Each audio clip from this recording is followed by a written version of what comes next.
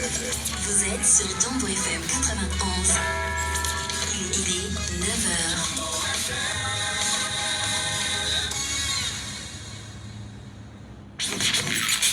On ne peut en parler avec énergie sur Jumbo FM. On ne peut ne pas aborder les sujets qui coiffent. On ne peut ne pas se fâcher face aux réalités qui nous entourent. Laissons parler les gens. Tous ces gens qui ont tué, ils ont pris goût de tuer. Tuer des gens pour s'enrichir ou tuer des gens pour le pouvoir, c'est pas une solution. Laissons parler les gens. La libre antenne de votre radio. Parlez sans tabou, sans se chausser. Percez et crevez l'abcès. C'est vous qui avez la parole. Pourquoi on n'interdit pas la circulation des armes sur le continent africain? Laissons parler les gens du lundi au vendredi sur Jumbo FM. Laissons parler les gens. Une présentation de Michel Gadjou.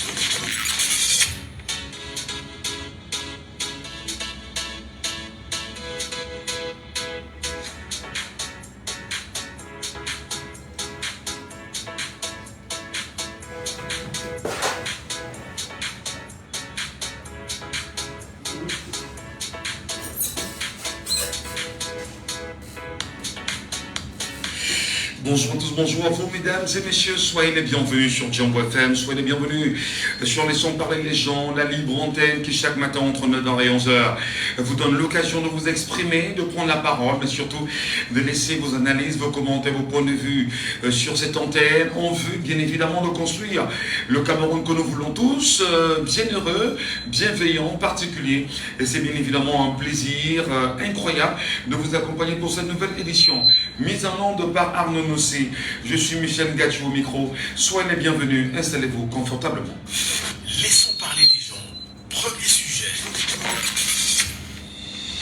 Que se passe-t-il exactement au Cameroun dans ces institutions?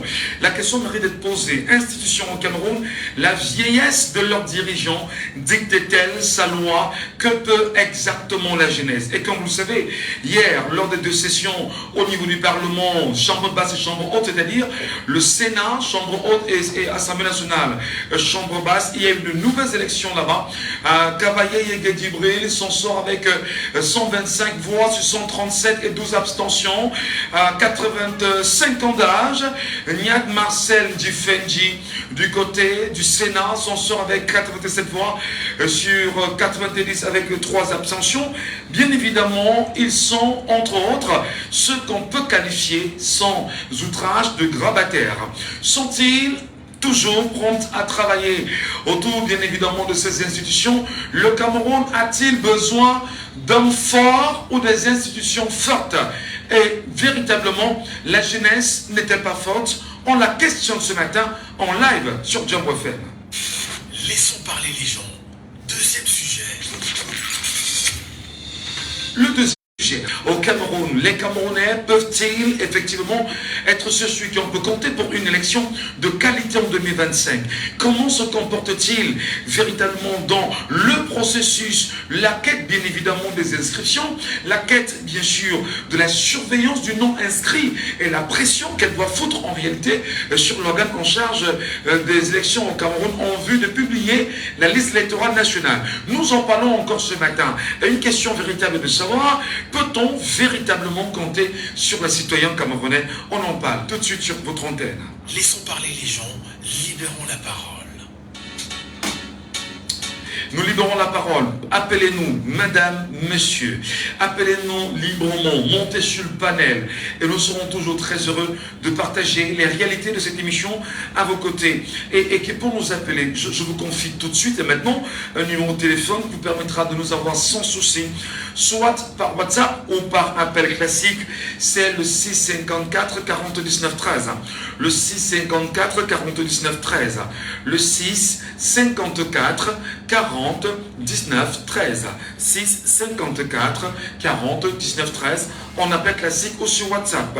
N'hésitez pas et tentez, quoi qu'il en soit, sur les combinés 6 59 92 48 83, 6 59 92 48 83, 6 59 92 48 83. Vous avez également le 6 74 39 79 04.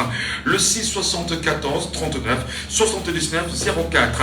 Et nous serons très heureux de vous avoir sur le panel. Merci bien sûr de monter et de prendre la parole en direct. Et nous serons bien sûr, très heureux de vous écouter.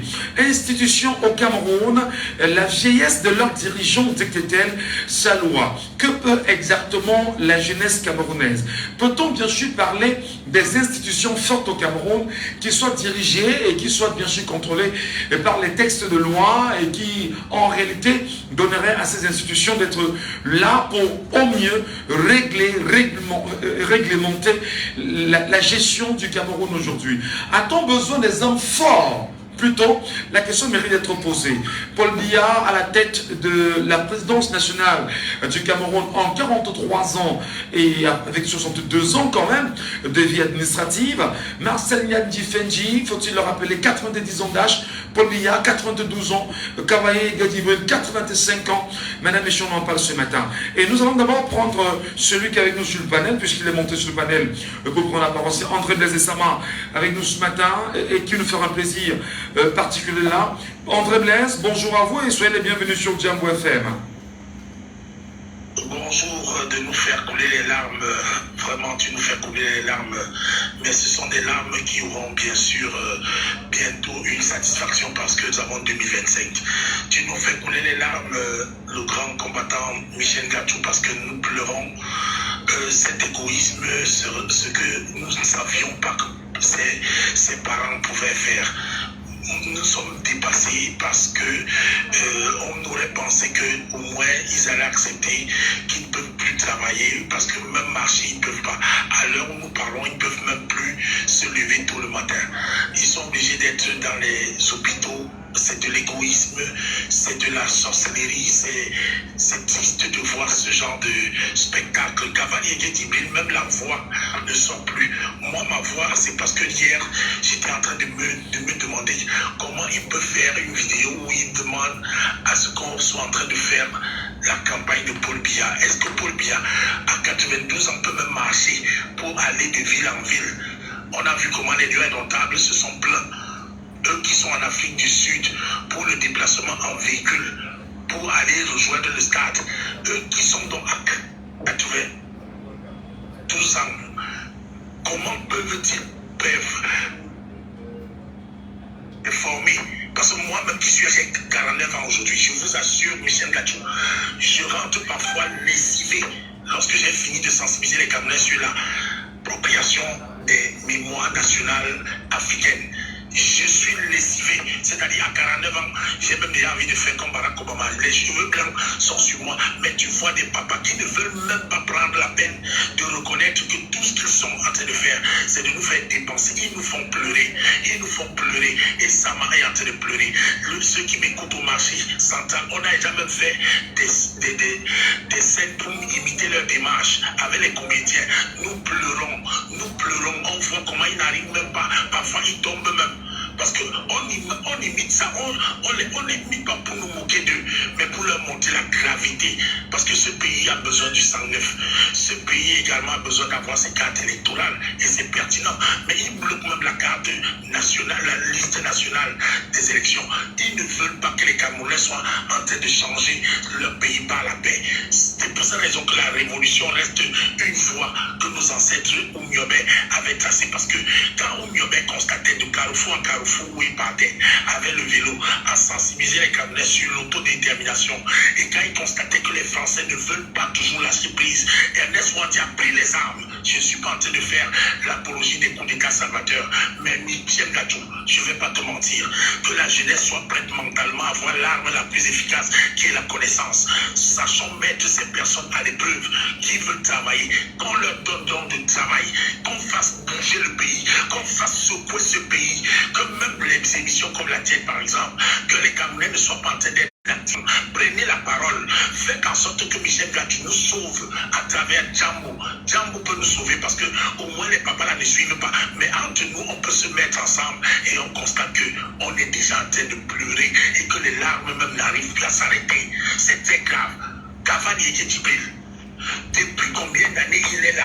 Depuis 1992, et bien sûr Marcel Yadifendi y est depuis la création du Sénat au Cameroun. 90 ans quand même pour Marcel Yadifendi, 85 ans pour Cavaillé et Guédibril. Oui, on va peut-être le dire que l'âge du chef de l'État ne pose pas un problème. Mais comment 92 ans? Est-ce que nos institutions, la question peut-être, il faut peut-être la reposer pour sortir André Blaise Sama, contrôlées par nos grands-parents, n'ont-ils pas droit au repos tout de même? Quelle est la place accordée à la jeunesse aujourd'hui? Il faut rappeler qu'il s'agit de la corruption. Ils ont versé des mallettes d'argent. Il ne faut pas dire que c'est la compétence. Ils n'ont pas de compétence, puisque quand tu es déjà à un certain âge, on voit Paul Biya, par exemple, qui passe le temps à donner à Ferdinand Ngongo toutes les initiatives. Je sais pas si, on ne sait même pas si c'est Ferdinand Ngongo, l'homme des hautes instructions, qui est déjà Paul Biya. Et pareil pour l'Assemblée nationale, eux-mêmes, ils délèguent, ils ne font plus le travail. C'est-à-dire, ils sont tout simplement égoïstes. Ils veulent mourir aux affaires.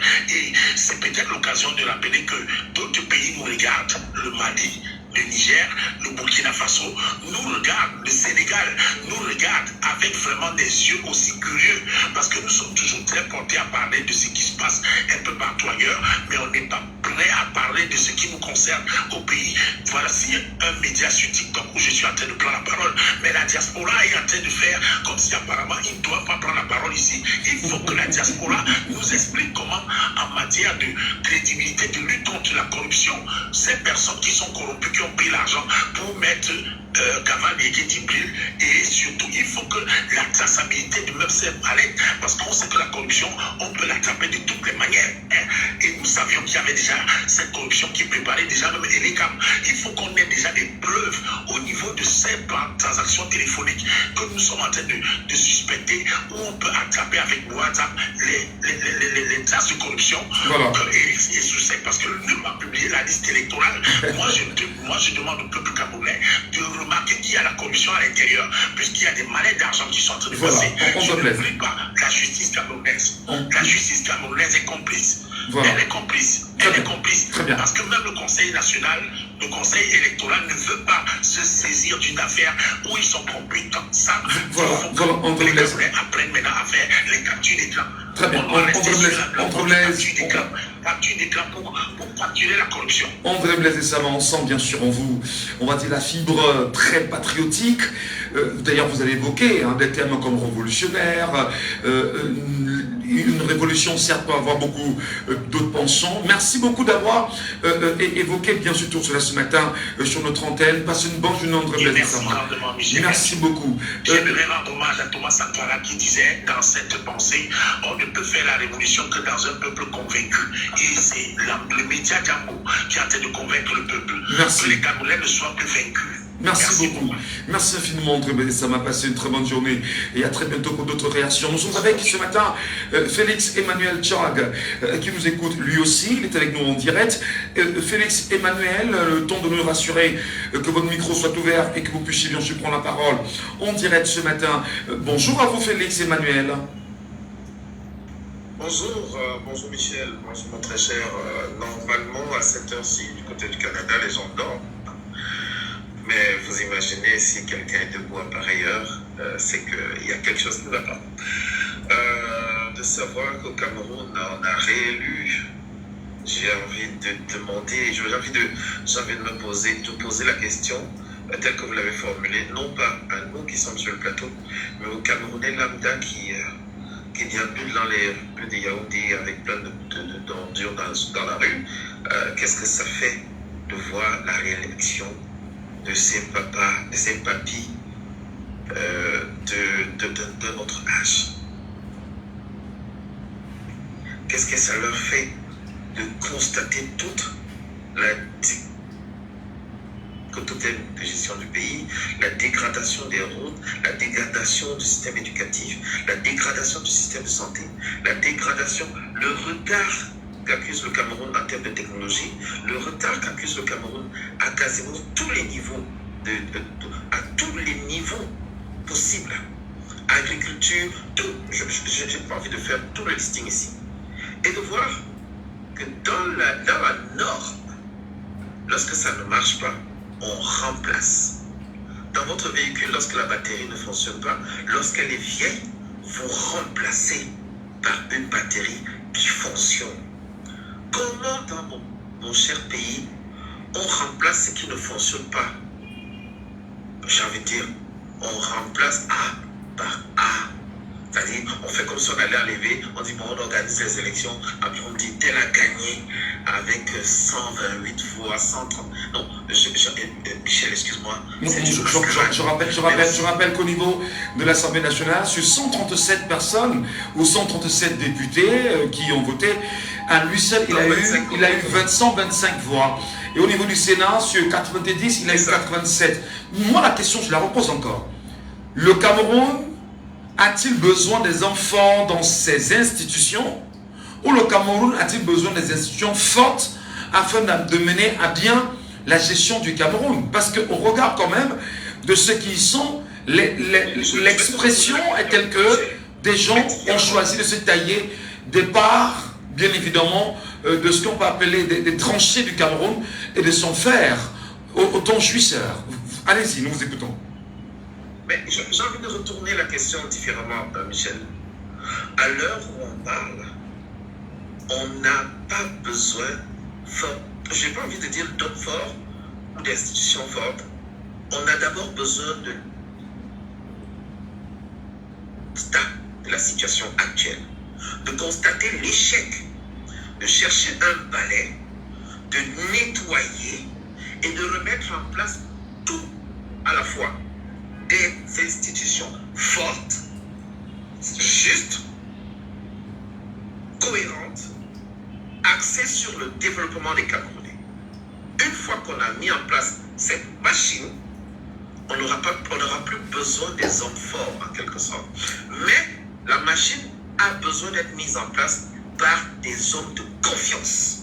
Ouais. Et si vous faites un sondage au Cameroun aujourd'hui et vous leur demandez à qui est-ce qu'ils ont confiance aujourd'hui, j'ai envie de vous dire, il y a un seul nom qui se dégage.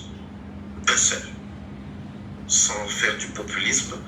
Un seul qui est capable de se lever, d'aller sur un tableau, de vous expliquer comment Douala peut être développé, de vous expliquer comment Yaoundé peut être développé. Je ne dis pas qu'il a la connaissance infuse, mais parmi ces leaders candidats aux élections, il est celui qui montre carte blanche, celui qui fait preuve de connaissance du Cameroun et celui qui aspire le plus confiance. Alors, pour sortir avec vous, Emmanuel, Félix Emmanuel, pour sortir avec vous, je reviens bien évidemment au-delà de ces institutions fortes que nous recherchons, et qui soient incarnées par des hommes qui certes seront là pour servir et continuer. Et il y a quand même la question des âges.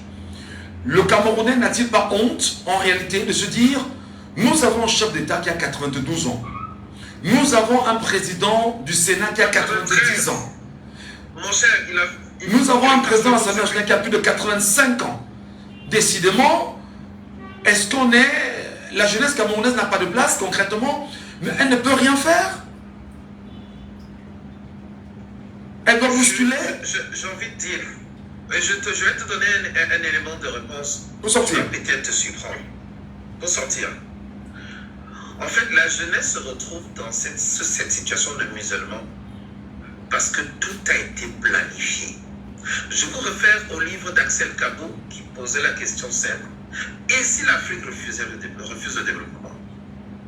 Au Cameroun et dans beaucoup de pays africains, les leaders, ou entre guillemets, les sous-préfayants, se sont installés, ont réfléchi sur la façon de rester au pouvoir éternellement et ont compris qu'il était question d'affamer le peuple, les rendre mendiants, psychopathes à la limite, les rendre permanemment mendiants, de manière à ce que même les miettes sur les tables, ils aient du mal à en prendre, et ensuite instiguer le tribalisme pour davantage les diviser, pour que ceux-ci ne se concentrent pas sur le repas que les rois mangent sur la table, mais se bagarrent sous la table les uns les autres, sans jamais se questionner sur le contenu de la table au-dessus.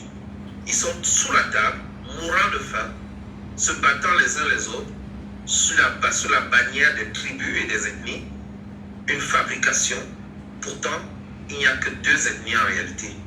L'ethnie de ceux qui mangent et l'ethnie de ceux qui souffrent. Très bien. Voilà. Merci. Il y a un problème au Cameroun où je vais sortir par là, si tu peux me permettre, Michel. Très c'est de rapidement. dire, il est donc temps que le peuple qui est sous la table se lève et renverse la table pour qu'on puisse ensemble manger le contenu de cette table. Merci beaucoup, Félix Le Emmanuel. problème camerounais est la répartition des richesses, mais aussi cette répartition devra respecter un ensemble de règles d'équité pour lesquelles les Camerounais ne se battent pas les uns les autres. Merci beaucoup. Inutilement. Merci Nous devons beaucoup. bâtir le Cameroun. Et nous allons le bâtir ensemble. Merci beaucoup, Michel. Félix Emmanuel. Passez une très bonne journée et à très bientôt pour d'autres sujets, bien sûr, sur ces antennes. Glory, Mylène Chinda est avec nous ce matin, bien sûr, sur cette question-là. Bonjour, Michel. Comment comprenez-vous que nous ayons des institutions fortes? Je prends le cas de la présidence de la République au Cameroun, qui est dirigée par un homme qui a 92 ans. En réalité, c'est-à-dire qu'on est dans le 3e âge. Qu'on est le Sénat camerounais dirigé par un homme de 90 ans. Le 3e âge, l'Assemblée nationale, un homme de 90 ans. Le 3e âge, quelques membres même du gouvernement, et même le président du Conseil économique et social au Cameroun, le 3e âge dirige le Cameroun. Où est la place de la jeunesse, M. Chinda? Mais Michel, on vous présente déjà tout. Déjà, si et continuez à mettre les vieillards, c'est que vous prenez votre pauvre destin en main. Prenez son destin en main, c'est qu'il faut une révolution. On doit manifester. Et Dieu dit, de toutes les façons, il faut une manifestation au Cameroun. Vous dites non à tout ça. Parce que si on a réclamé la liste électorale fatigante, on n'a pas affiché. Et le lendemain, on vient nommer les vieillards qui sont là depuis plus de 40 ans et en fonction des temps. On vient à la tête, je ne comprenais pas quoi. Michel, déjà, vous avez compris ce qui s'est passé en Côte d'Ivoire. Après l'annonce qu'on a affiché la liste électorale, vous avez compris ce que Ouattara a dit. Ce n'est pas voter qui compte, c'est qui est plus précis. C'est celui qui compte les votes. Le message est passé. C'est celui qui compte les votes, oui. Je comprends rapidement que vous fassiez toujours le lien avec Elections Cameroun et la problématique des listes électorales au Cameroun qui continue de faire couler beaucoup d'entre les salives. Mais décidément, ne sommes-nous pas là dans une sorte de confiscation du pouvoir, avec d'ailleurs tout le respect qu'on leur doit, hein, parce que ce sont des adultes, ce sont des parents, ce sont ce qu'on appelle chez nous, en Afrique et au Cameroun, des patriarches, sans outrage d'ailleurs. Ne sommes-nous pas là dans une gouvernance de gérontocrates, de grabataires, décidément à la lumière d'un sous-développement qui est stagnant, qui est permanent et qui maintient le Cameroun dans ce qu'il est aujourd'hui? Michel, nous sommes dans une zombification. Pour la dézombifier, il faut beaucoup de choses. Déjà, il faut la réunification. Quand on dit la réunification, c'est qu'on doit avoir une seule voix. Quand on doit avoir une seule voix, tout doit marcher. Parce que ça ne sert à rien que celui-ci se lève et dit que quand Maurice Kamto, c'est pas pour qu'on a fait la liste électorale, l'autre se lève et dit que non, il veut. Je ne suis pas sur la liste électorale. Revenez sur les armes dont nous faisons. Non, je suis en train d'en venir là. Allons-y Je rapidement. suis en train d'en venir là, Michel. Oui. Bon, parce qu'ils ont su diviser pour mieux régner. Ils ont su diviser pour mieux régner, Michel. D'accord. Qu'est-ce qu'il faut faire? Michel, il faut une révolution. Mais vous appelez à la révolution, mais de quelle révolution vous appelez? Parce que révolution, le thème est très fort quand même. Hein. La révolution, on fait la révolution par plusieurs manières. Quand on dit révolution, ce n'est pas toujours prendre les armes. La révolution, on peut manifester tous les jours. On sort, on manifeste, on dit non aux vieillards. On fait les petits Mais ils vous diront que la politique se fait dans les institutions et que des lois régissent le Cameroun et que des choix peuvent se faire en interne. Pardon? Si la politique se fait dans les institutions, même en portant ton t-shirt, en marchant avec, que tu as écrit sur ça, non aux vieillards dans le gouvernement, j'espère qu'on ne doit pas t'arrêter parce que je sais que nous sommes dans une république bananière. Très bien. Merci beaucoup, Monsieur Tinda, pour votre contribution ce matin en direct. Nous allons prendre une dame qui nous appelle. Justement, elle nous fait le plaisir d'être là. Bonjour, madame. Bonjour, Michel. Soyez les bienvenus. Estelle Kalfak. Dites-nous, Estelle, quelle est votre analyse, quelle est votre lecture en tant que citoyenne camerounaise de regarder des papas, des aïeux, enfin, j'ai failli dire aïeux, mais 92 ans, 90 ans, 85 ans, 88 ans, tous sont là. Y a-t-il un pacte qui les lie? Je pose la question trivialement. Oui, mais Michel, nous mettre les émotions que ce gouvernement crée en nous, il trouve des stratégies pour davantage nous supporter. Quand j'ai vu ce communiqué hier, j'étais tellement choquée parce que je ne comprends pas. Et là, je ne vais pas être longue ce matin, Michel. Je vais juste demander à la jeunesse qui a été mobilisée ces derniers jours pour apporter qu'ils regardent comment ils sont humiliés, parce que j'appelle ça de l'humiliation. Ça, c'est humilier la jeunesse. Ils sortent du sommeil dans lequel ils sont plongés. Tous ces jeunes-là sortent du sommeil dans lequel ils sont plongés. Parce que je ne comprends pas, quand je vois mon grand-père, quand il avait seulement 85 ans, Michel, comment on avait de la peine à l'entretenir. Des vieux de 90, 92 et 85 ans, qui n'arrivent même plus, quand je vois par exemple celui de l'Assemblée nationale, qui n'arrive même plus à placer un mot. Il est réélu. Mais jusqu'à quand, Michel, allons nous laisser humilier de la manière dont le peuple camerounais est humilié aujourd'hui? C'est le monde entier qui nous regarde. Oui, justement, parce que la question profonde, c'est de ça, c'est le monde nous regarde et se demande comment un peuple de 30 millions de personnes se laisse en fait être guidé par, entre autres, des personnes du troisième âge. C'est des faits, hein, ce n'est pas de l'outrage, je ne fais qu'insister, mais comment ça peut s'expliquer? En tout cas, moi, je le dis, et puis je vais m'arrêter là, Michel, que ces jeunes qui, il y a quelques jours, ont brandi des messages pour soutenir ce monsieur, qu'ils comprennent qu'ils ont été une fois de plus humiliés et que s'ils veulent attendre encore d'être humiliés davantage pour les prochaines 7 années, qu'ils ferment dans les yeux. Alors peut-être pour finir avec vous, Estelle, peut-être pour finir avec vous, est-ce qu'on a une jeunesse inconsciente ou on a une jeunesse manipulée? C'est quoi la place de la jeunesse elle-même aujourd'hui qui ne s'affirme pas, qui ne dit rien? Est-ce qu'à 92 ans, on n'est plus travailleur qu'un Camerounais qui a 45 ans, 42 ans, 35 ans? Est-ce qu'on a une jeunesse qui elle-même ne comprend pas les enjeux? Non, et moi je pense qu'il y a une partie, parce qu'il n'y a qu'à voir comment les jeunes aujourd'hui font des sorties, vont s'inscrire. Il y a une partie de la jeunesse qui vont plonger dans ce sommeil, qui se fait manipuler. Et j'appelle à cela qu'il est temps de se réveiller. Il est temps de se réveiller. Michel Santon est devant un sondage dans la rue. Vous allez comprendre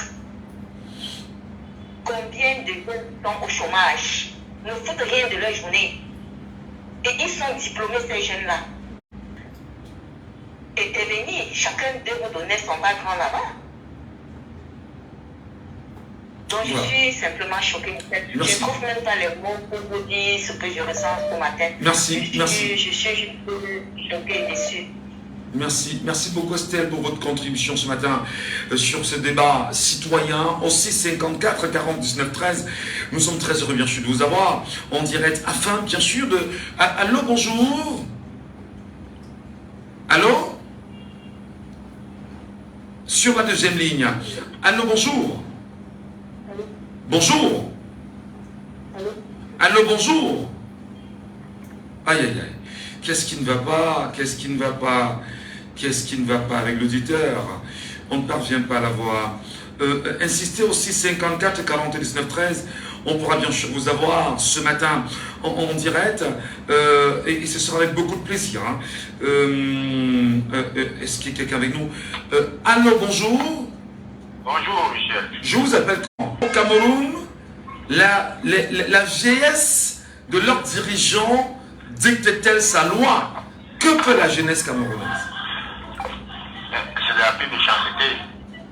C'est de la pure méchanceté. Donc, dans le RDP, c'est même le parti. Il n'y a pas les jeunes qui veulent aussi gravir les échelons. Mais c'est étonnant. C'est même embêtant. Vous voyez à quel niveau les pays voisins sont beaucoup de nous. Nous sommes morts avec les Ivoiriens. Nous sommes morts. Vous voyez que cette réélection-là, M. Michel, c'est parce que le peuple camerounais est très amorphe. Comment Tangani ne doit pas se vanter, ne doit pas parler avec un ton martien? Comment comment on appelle encore ça? Dans les chaînes de télévision, on parlait avec arrogance, avec beaucoup de condescendance. Voilà, ils sont sûrs d'eux. Vous voyez, c'est les Israéliens qui sont sûrs que vous n'allez rien faire. Les jeunesses camerounais est très amorphe. Je veux dire que dans quelques pays, ça ne se passerait pas comme ça. Même les jeunes du même parti, ceux qui sont déjà dehors, vous dites que mais qu'est-ce qui ne va pas? Moi, je veux dire que nous ne sommes pas dans un pays normal. Vous voyez que cette jeunesse est tellement amorphe, tellement inoptisée, tellement attachée. Vous voyez, quelqu'un préfère aller être chef de bureau chez un ministre et il sort, il va dans la station de télévision à côté n'importe quoi parce qu'il sait que son poste de chef de bureau ne souffre de rien. Tant que le ministre est là. Ça devient un quoi? Ça devient une comédie. C'est même, vous allez voir, ça devient une comédie. Vous voyez que les journalistes qui émitent chez ces gens-là, c'est vieillard. Vous n'avez pas encore vu comment les journalistes émitent chez ces vieillards. Mais c'est devenu une comédie. Est-ce que le Cameroun est encore géré? Est-ce que le Cameroun est encore un pays qu'on appelle pays? Non. Si c'était dans un vrai pays, le peuple ne devait pas rester comme ça. Attendez. Vous aurez souhaité que des Camerounais hier s'indignent du fait que Marcel Nyandifeni soit réélu, que Cavaillé Guédibu soit réélu, mais est-ce qu'ils ne sont pas là pour conforter les positions de Paul Biya, d'ailleurs des amis de très longue date, et qui sont aujourd'hui des caciques même du pouvoir et du Rassemblement démocratique du peuple camerounais?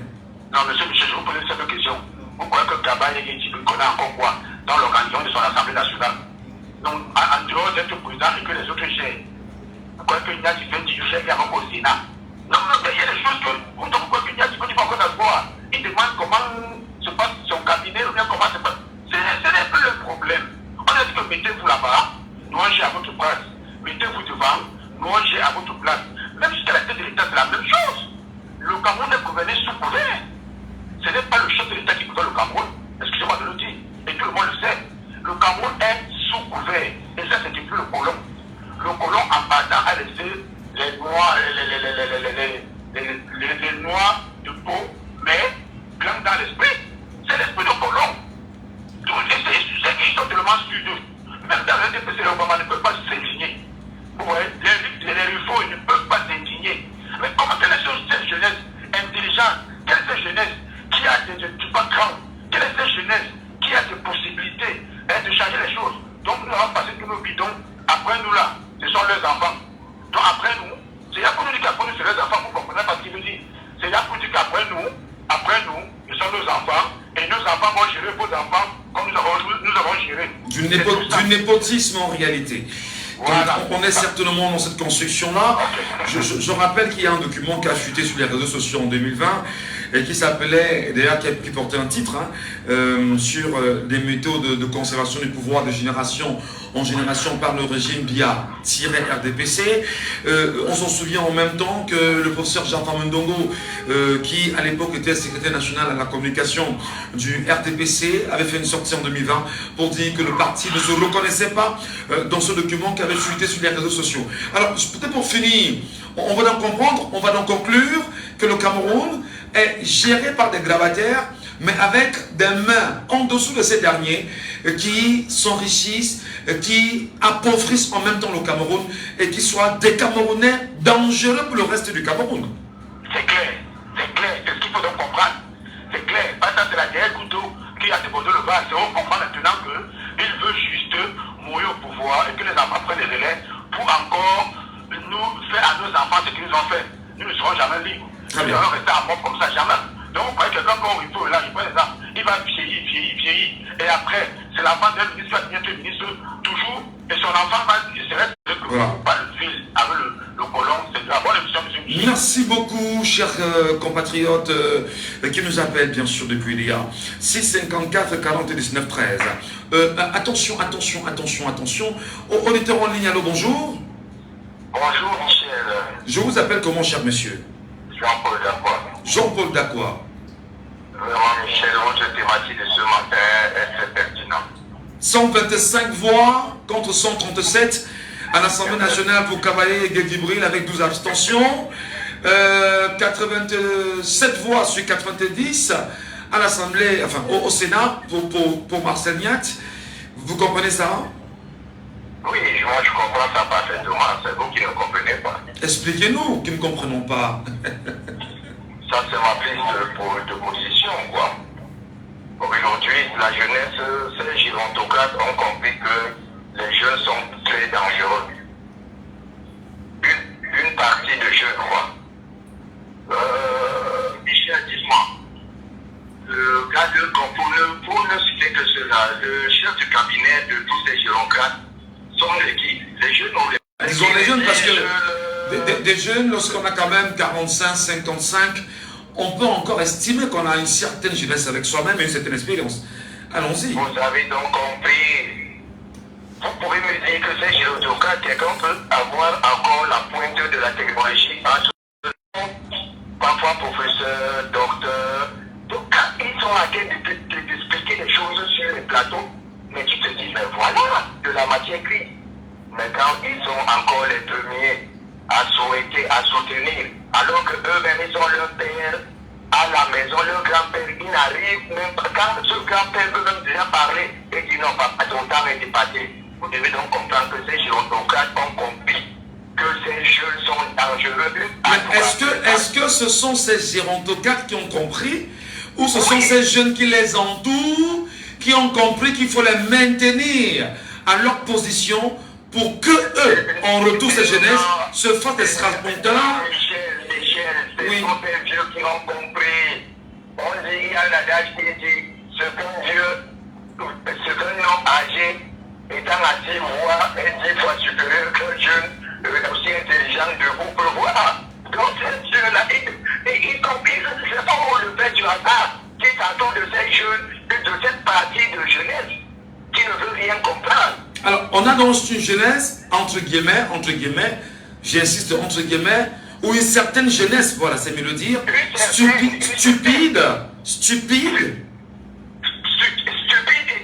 en même temps. Stupide et cupide. Oui.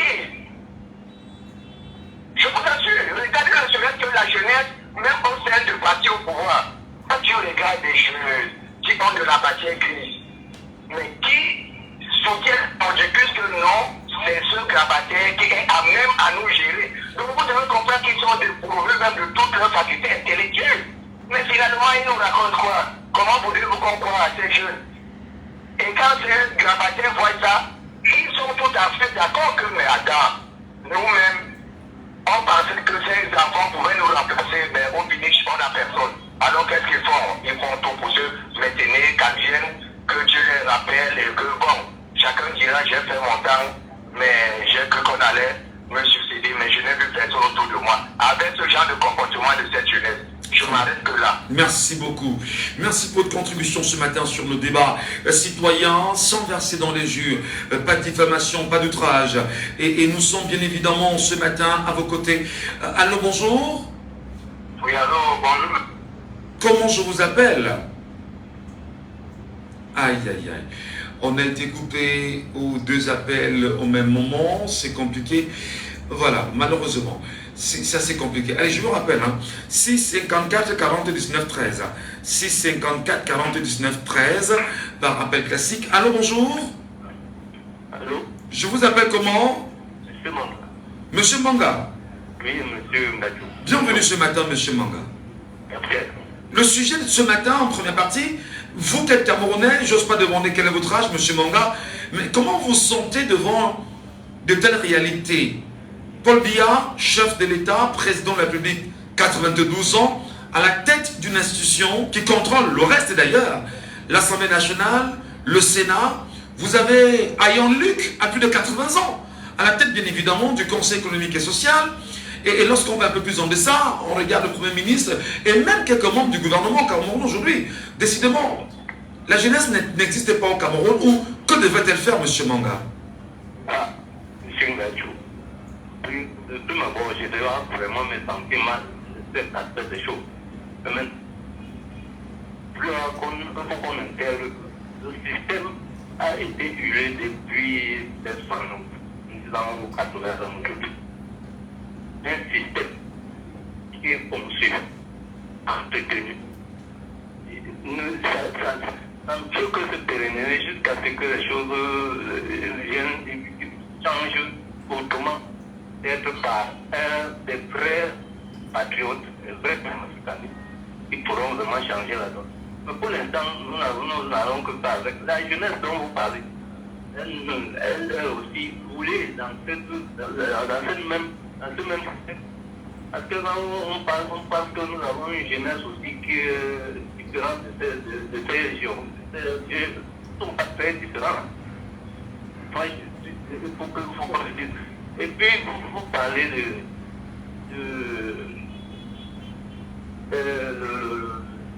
les institutions fortes ou les hommes forts.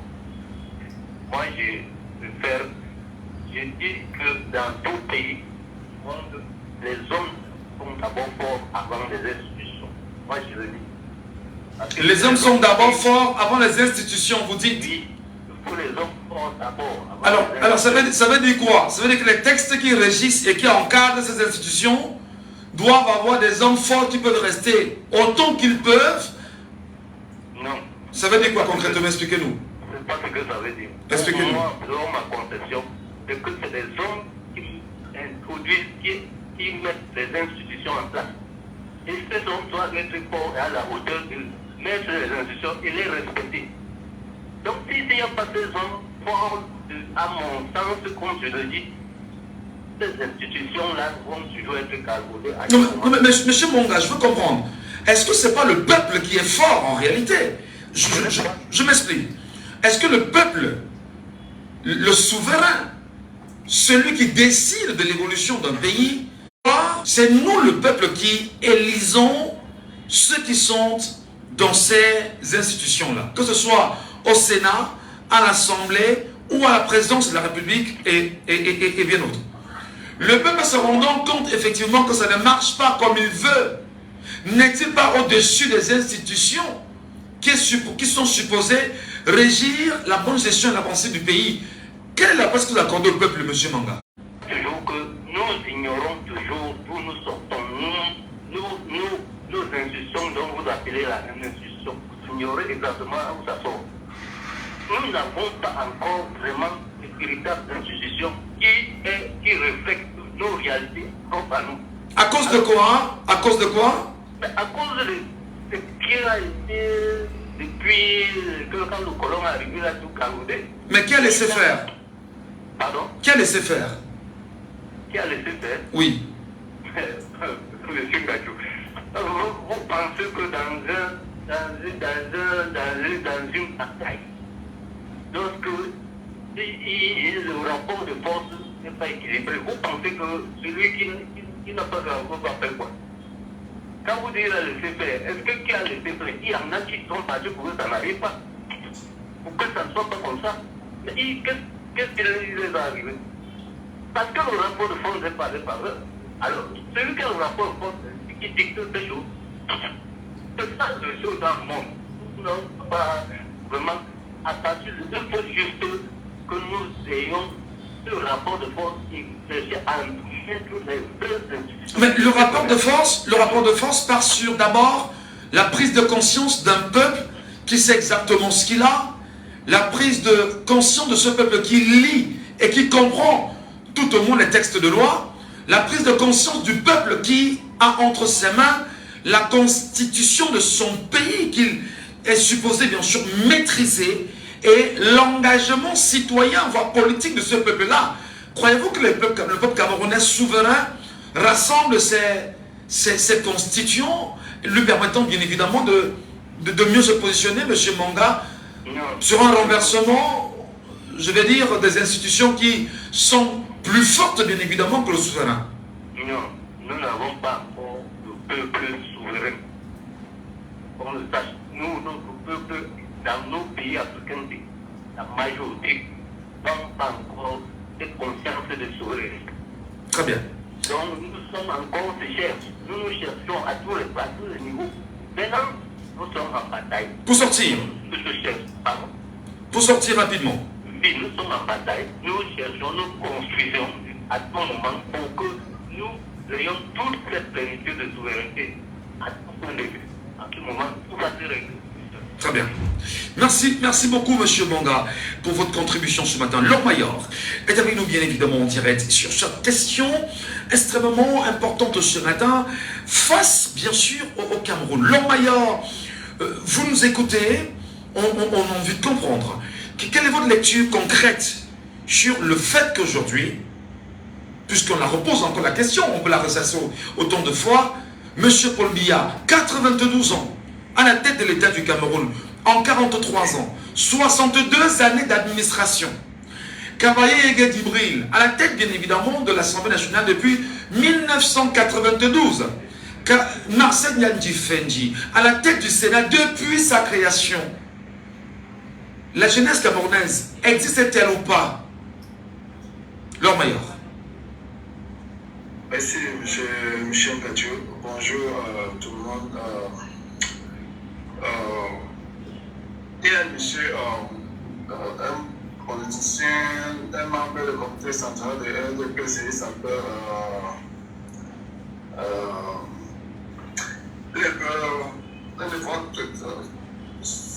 en tout cas, souvent ils disent que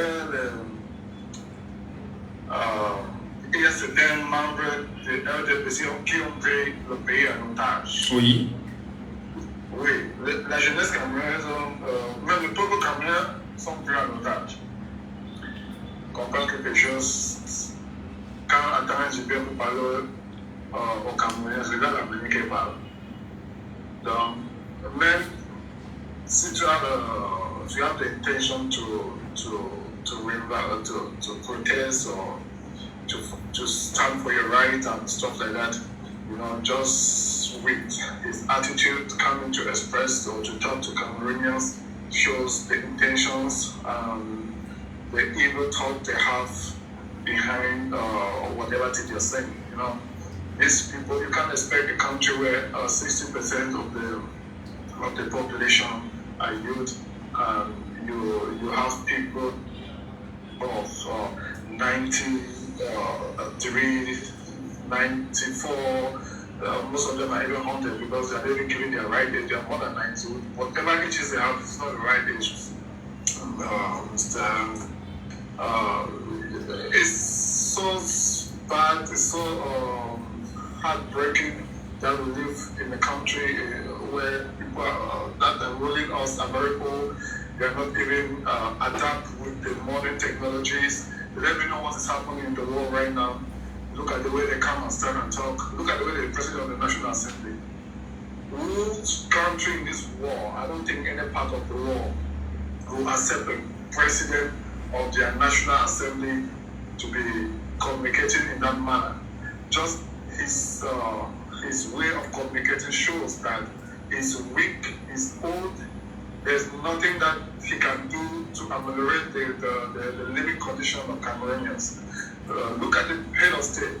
The head of state, you see him just 2 times a year. I think 2 times. Maybe in 20 May, yes, we meet 11 February and the 31st of December every day. That's the only time you see the head of state talk to Cameroonians.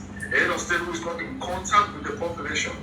A head of state who does not go down to the beat to feel the pain, the reality of what Cameroonians are going through. You know what I mean? Who is not in contact, who does not go down to the field to check whatever project that has been put up, to find out if that project is being carried up in a proper manner there's a follow-up, if the project is being carried out the way he wants. We can't say those kind of people are the one ruling us. And I don't like to hear people talk about the colonial masters and stuff like that. Look at countries like Mali. Perhaps it's the problem. Perhaps it's the origin of the problem today. No, it's not the origin of the problem. Yeah, it should be the origin of the problem, but that was there many years ago. I don't think that can happen today. Any African country is trying to stand on their feet and build their nation on their own. You don't expect somebody to come off his camera for you. Look, these people who are really they're incompetent. They are incompetent. They don't even know the right thing to do. They don't know what Cameroon wants. In fact, they have no chances to be ruling us in 2026.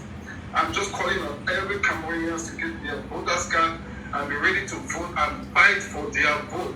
Fight, defend your vote with your blood. Do not let these people who have been destroying our loving country, who have been destroying Cameroon, who have killed all our public companies for the past how many years to continue to rule us. Thank you. Look, take for example, excuse me for saying that. Take for example, I tell you, we need more than managers and directors. People who know what to do. We are in the modern technology. We are in the modern 21st century. There's a lot of things going on that's already happening in Cameroon. Okay. For example, look, very fast, please. Very fast, please. Yes, just 30 seconds. Our individual lions had difficulties in South Africa. I think that was yesterday. They left Cameroon for some reason. I don't know what happened. There was blocked at the airport. They had to leave the airport very late at night to travel like 6 hours road to play football this afternoon. That's not how a country works. Okay. So when Mr. This, I don't have any compassion for him, but when Mr. Samuel took over that thing for the past years. This morning, Lord Mayor, we decided this morning to talk about. Let me say, we decided this morning to talk about institution in our country, the government, those who. I'm just trying to make you see. Yes, I'm just trying to make you see what young people can do, what young managers can do with old technology. We are still rolling with people with analog mindset. People with, they don't even know that they need to computerize their entire system. The Cameroon system needs to be computerized. There are a lot of things that are going on. Thank you. Thank you so much, my dear Lord Mayor. You can call us to the next subject or topic if you want. Allô, bonjour. Bonjour. Je vous appelle comment, madame? Allô? Elle n'est pas avec nous, la dame. Malheureusement. On va retourner au 654 42 19 13. Allô? Bonjour. Oui, bonjour, Michel. Je vous appelle comment? Michel Appel. Vous êtes alors... Lyon de Belle. D'accord, nous vous écoutons. Je parlais tout à l'heure de nos papas, de nos grands-pères, de nos... Je vais dire de nos aînés à un niveau très... C'est des amis qui se sont dit, décidément, on ne lâchera pas la fête tant qu'on sera en vie. Mais Michel, je vais d'abord te dire une chose. C'est toi qui as le respect pour eux. Moi, je n'ai pas de respect pour eux. Pour moi, ce sont les démons. Non, humainement parlant, il faut avoir du respect. On n'est pas dans l'outrage. Et c'est interdit sur l'antenne. Non, attendez. Non, l'État accès de démon et que je te relance pas pour te dire, mais non, retire le mot démon. Bon. Tu as certes d'autres qualificatifs, mais restons assez... Oui. Je retire le mot démon, mais ce sont des criminels. Là, au moins, c'est pas ça. Dans quel pays le Cameroun est? Ils sont toujours là en train de vouloir gouverner. Mais j'ai toujours un truc à dire. Chaque peuple mérite ses dirigeants. Chaque peuple mérite ses dirigeants. Mais je vais te dire, j'ai quelque chose à te dire. C'est pourquoi j'ai le respect pour nos frères anglophones. Non. Oui, c'est parce que nos frères anglophones sont des visionnaires. On dit que l'homme prudent est celui qui voit le mal de loin et prend sa position. Nos frères anglophones ont vu ça depuis. Ils ont dit, avec la Russie, si on ne fait rien, on est mort. Mais nous, c'est ça un peu. Je ne suis pas en train de faire l'apologie du sécessionnisme, ce n'est pas le sécessionnisme. Les frères anglophones ont vu ça de loin.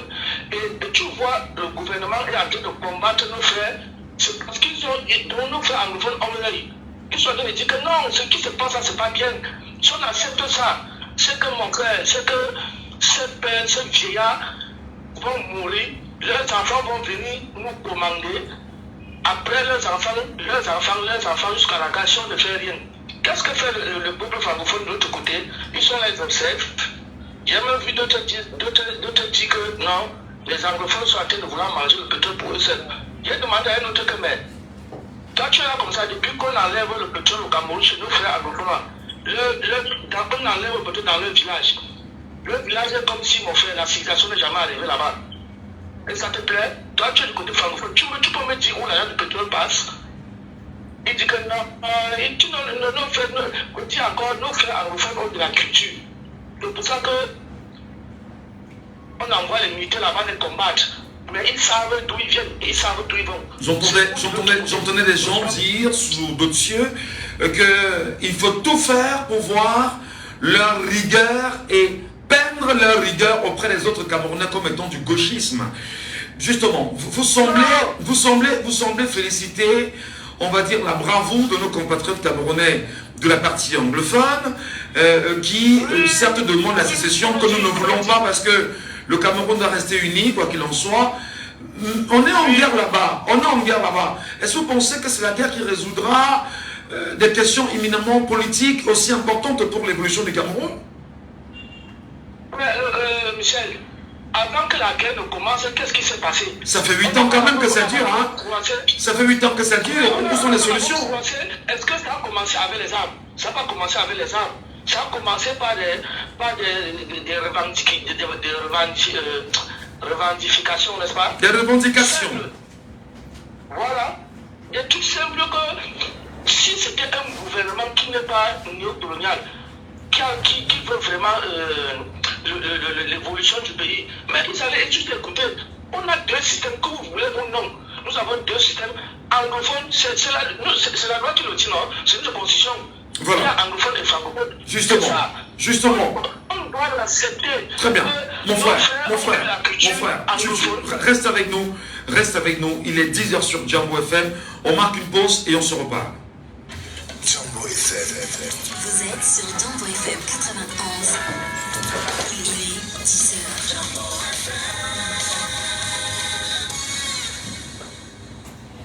Toute l'actu avec Estelle Gonji.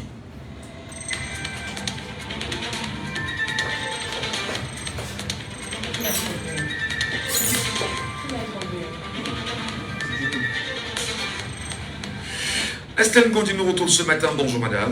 Merci, bonjour Michel Ngacho. Mesdames et messieurs, bienvenue à cet arrêt sur l'actualité à long terme. Madeleine Tuenté, ministre de la Recherche scientifique et de l'Innovation, s'oppose à la grève annoncée des chercheurs tous les mardis, donnant lieu à une cessation des activités scientifiques. Ceci en signe de protestation à l'assassinat des enseignants-chercheurs le 3 mars dernier à Soulédé-Roua dans l'extrême nord Cameroun. Dans une autre rendue publique hier et adressée aux chefs des centres régionaux de recherche et d'innovation, la ministre demande à ces derniers de ne point prendre part à ces manifestations et de veiller à ce que leur personnel vaque normalement à leurs occupations. Pour l'heure, les corps des victimes ont été exhumés le 14 mars dernier en attendant leurs obsèques officielles.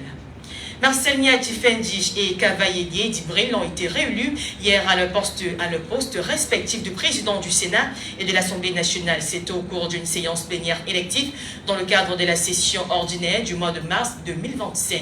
Pour sa part, Niadji-Fendi a été réélu avec 87 voix sur 90, poursuivant son mandat entamé depuis 2013. Kavaye Djibril a obtenu 125 voix sur 137 votants, dont 12 bulletins nuls pour le poste qu'il occupe depuis 1992. Le sous-préfet d'Idabato, Félix Roland Ewané, récemment libéré après avoir été kidnappé, a été reçu par plusieurs autorités camerounaises hier. Après son sauvetage par le BIJ, il a rencontré le le gouvernement. Avant cela, il avait été présenté à la presse par le Minat Paul Atongandi en présence du gouverneur du Sud-Ouest et du préfet du Ndjan. Le Minat a souligné que le chef de l'État avait donné des instructions fermes pour sa libération, saluant également le courage et la confiance du sous-préfet dans sa capacité. Il a également assuré que des mesures seront prises pour libérer le deuxième adjoint au maire d'Idabato, toujours retenu captif. Le Premier ministre chef du gouvernement, Joseph Diangouté, a réaffirmé la volonté du gouvernement de maintenir l'esprit de dialogue pour garantir la paix, le développement et la sécurité dans la région du nord-ouest et du sud-ouest Cameroun. Il l'a souligné hier à l'immeuble Étoile, au cours de la 6e session du comité de suivi sur la mise en œuvre des recommandations du principal dialogue national. Ceci dans l'optique de maintenir l'esprit de dialogue qui a été né lors du principal dialogue à Yaoundé du 30 septembre au 4 octobre 2019.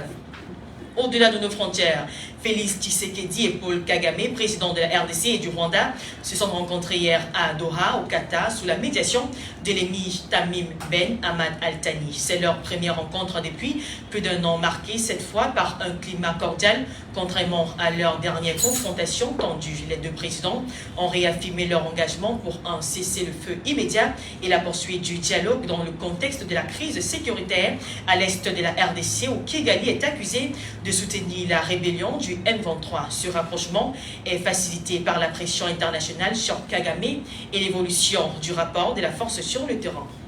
Au Niger, le gouvernement nigérian a annoncé son retrait de l'Organisation internationale de la francophonie via une récente note adressée à ses missions diplomatiques. Cette décision s'inscrit dans une logique de souveraineté affirmée après le départ du Niger de la CEDEAO en 2024. Elle pourrait annoncer une remise en question plus large du statut du français comme langue officielle au Niger, à l'image du Rwanda qui avait remplacé le français par l'anglais. C'est tout pour ce point de l'actualité. Bien sûr, un sujet assez intéressant quand même sur la question nigérienne aujourd'hui qui choisit de quitter la francophonie progressivement ce pays.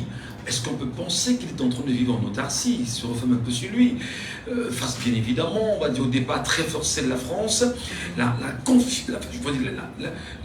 l'appropriation désormais des richesses nigériennes.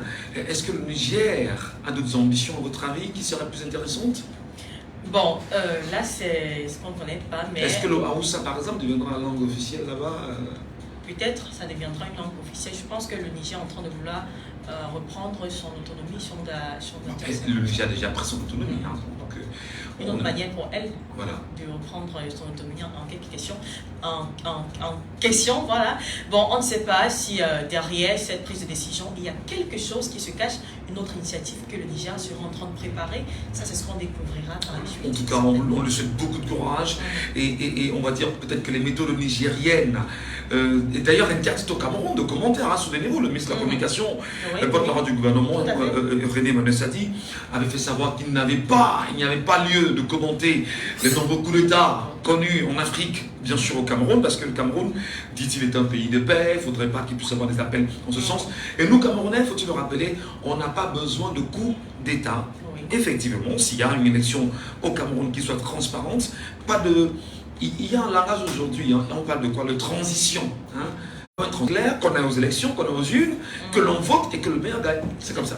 Allez, bisous à vous, madame, à 12h30. Merci de rester sur Djambo FM. On ne peut pas parler avec énergie sur Djambo FM. Laissons parler les gens. Deuxième sujet. Processus électoral au Cameroun, peut-on bien sûr compter sur les Camerounais, les citoyens camerounais?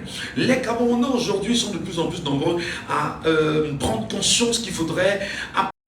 Aujourd'hui, prennent-ils la peine tout au moins de se dire je connais mon bureau de vote où je vais aller voter? Ça c'est la question. Les Camerounais se disent il faudrait tout au moins que j'aille faire pression, que l'on me donne au moins mon récépissé.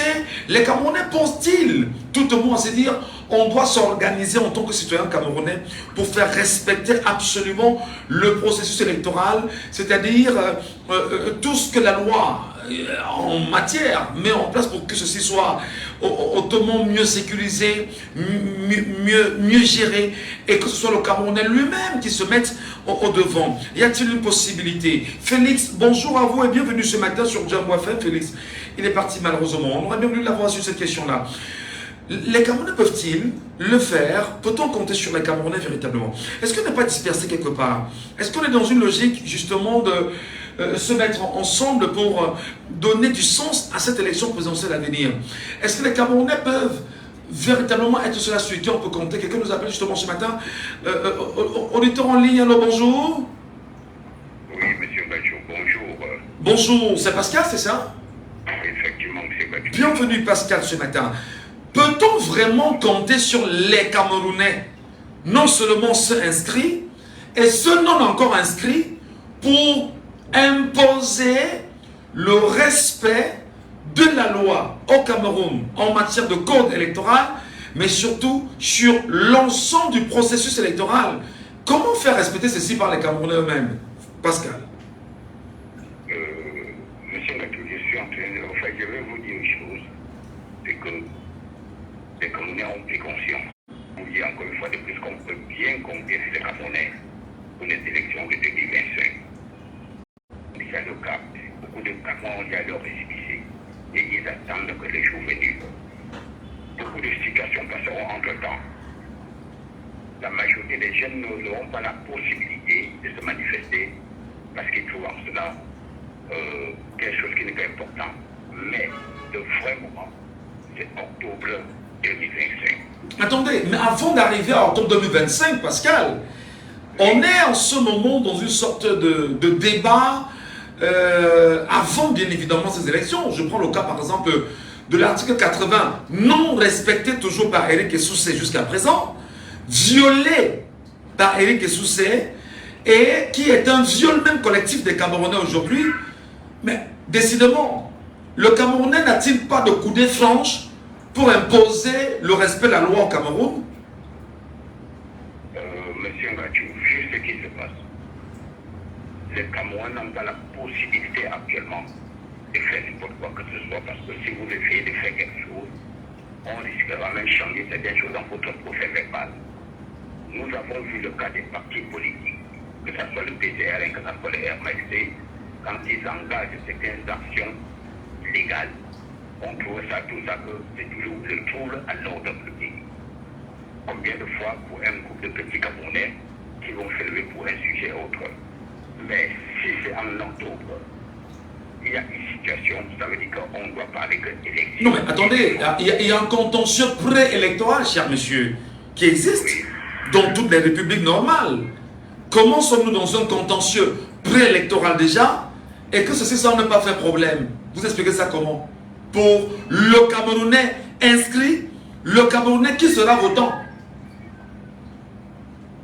Le Camerounais actuellement, M. Gadjo, vu déjà tout ce qui se passe, certains Camerounais sont débordés. Comme je vous l'ai dit à longtemps, il y aura beaucoup de choses qui vont se passer, mais beaucoup de Camerounais se focalisent en octobre. On attend réclamer qu'on essaie encore de nettoyer le code électoral. Depuis quelques années, on n'a jamais changé et ne bouge pas d'un pouce. Ceux qui sont chargés de diriger la loi, nous avons tous constaté que ce sont les premières personnes à bafouer la loi. Et ils savent très bien qu'on ne peut rien faire pour le moment. Mais si c'est un pas camerounais comme nous, on va se lever. Qu'est-ce qu'il faut faire actuellement? C'est de se retrousser et attendre que le moment venu. C'est là ce que je sais. Voilà. Quoi qu'on fasse, M. Gadjo, on ne peut pas facilement intimider ces gens-là pour le moment.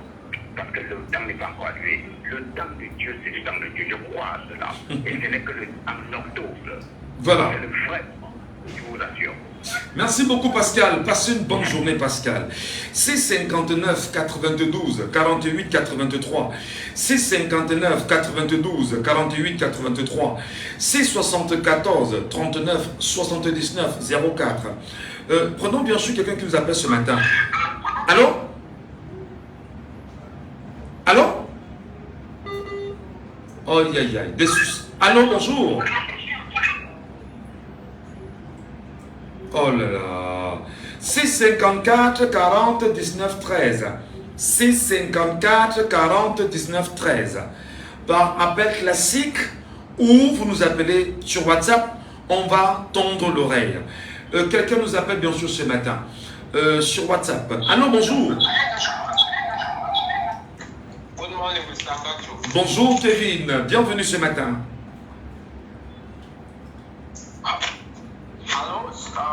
Are you getting me this morning? Good morning, Kevin. You are welcome. Yes, thank you for the good job you are doing every day. Thank you, my dear. Let's go with your opinion of this morning. Yes, my opinion is celle de, je ne sais pas si ce que quand vous regardez dans tout le monde, c'est souvent Cameroun qui a le VA, le dirigeant qui sont on a traversé ce sujet-là déjà, je t'en prie. C'est derrière nous désormais. Nous revenons sur le processus électoral au Cameroun. Est-ce que les Camerounais comme toi, inscrits, est-ce qu'on peut faire respecter ce processus électoral normalement? Est-ce qu'on peut vraiment compter sur les Camerounais?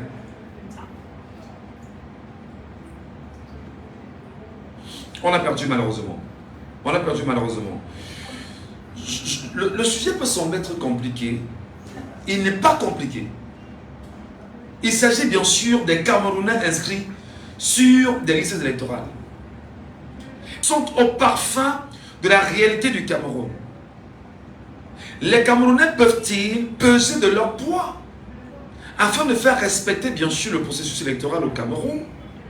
Est-ce que c'est des gens sur qui on peut jeter un dévolu réel et se dire bon d'accord, ils nous ont compris, ils ont écouté, ils demandent à faire respecter la loi, bien que la loi soit galvaudée par certains. Que doit-il faire véritablement? Bon, Pascal tout à l'heure a estimé qu'il n'est pas temps d'une certaine révolte ou quoi que ce soit, ça c'est son point de vue, et c'est à respecter. Mais pendant qu'on y est, qu'est-ce qu'on fait de ceux qui ne savent pas quel est par exemple le bureau de vote? De ceux qui ne savent pas quel est par exemple, je ne sais pas si son nom est bien inscrit. Allô, bonjour. Oui, allô. Je vous appelle comment? Vous appelez-moi Dominique. Dominique. Oui, monsieur Michel. Est-ce que vous comprenez la nécessité d'un tel sujet ce matin? Pardon? Comprenez-vous la nécessité d'un tel sujet ce matin, Dominique? Effectivement. En effet, je voulais rappeler à monsieur en effet de donner tout le courrier au président Paul Biya concernant les motos tardements. Donc on voulait que M. Bongo dise à M. Paul Biya que nous... Non,